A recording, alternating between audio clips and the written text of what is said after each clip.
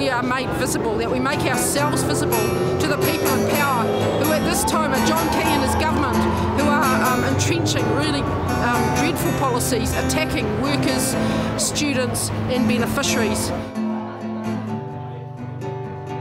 Time was a vacuum when I wanted to be free.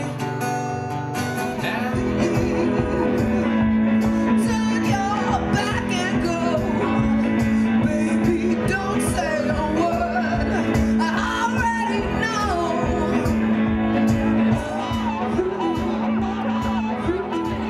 We decided to come here and let the conference and Mr Key know how we feel about the government's policies to low-wage workers, unemployed people, beneficiaries and students, but particularly about the fact that there's nothing about jobs in this budget.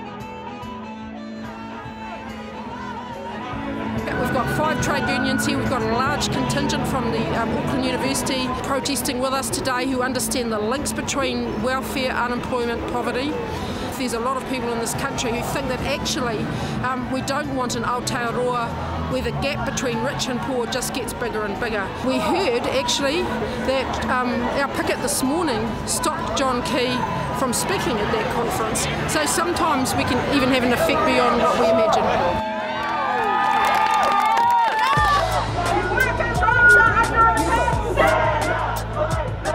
John Key's just been speaking inside for the National Party conference.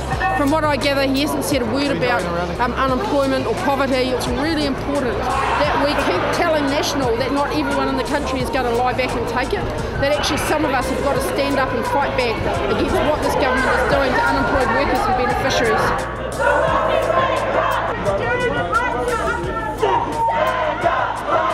Tax dodgers are ripping off the country at up to 150 times the rate of welfare fraudsters, but they're being jailed much less often. So is it a case of our courts demonising the poor? It highlights the prejudices that we have against beneficiaries and that we're judging them as different because of their work status. Beneficiaries who fail to meet basic parenting needs according to the government will have their benefits halved from next year. Social welfare is set up to provide for vulnerable families. It's not set up to tell vulnerable families what they should or shouldn't be doing. I was informed by a friend that if I missed 3 phone calls in a row from work and income that my benefit could potentially be cut off. That's usually the case with the unemployment benefit. If they book you 3 times and they cannot make contact with you, they will actually look at suspending the unemployment benefit.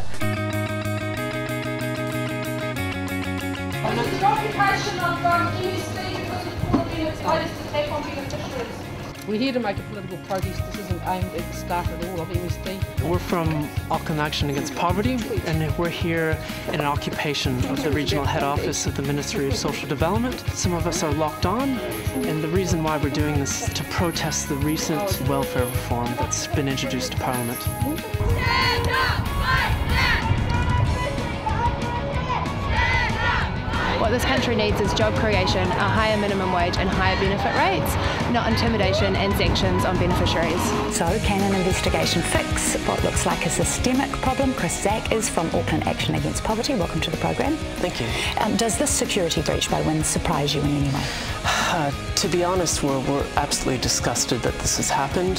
What our group says is that we believe that the government should be supporting a robust social safety net, because that's what we need in tough times. And in addition to this, they need to be engaged in a decent job creation strategy where there are real jobs with decent wages that people can support their families and themselves. Today we've got around 12 to 15 advocates from the North Island set up outside Work and Income Onehunga. What we're aiming to do is see a large number of beneficiaries in order to ensure that they're receiving their full entitlements. Someone I've just seen a moment ago needed the washing machine and needed some food. So we went through a quick budget, took them up to the case manager, all done. So you've got an advocate who knows the system, who knows the law. It makes it a lot easier for people. Work and Income have a culture of denying people their full entitlements, and so we want to make sure that people are getting what's rightfully theirs.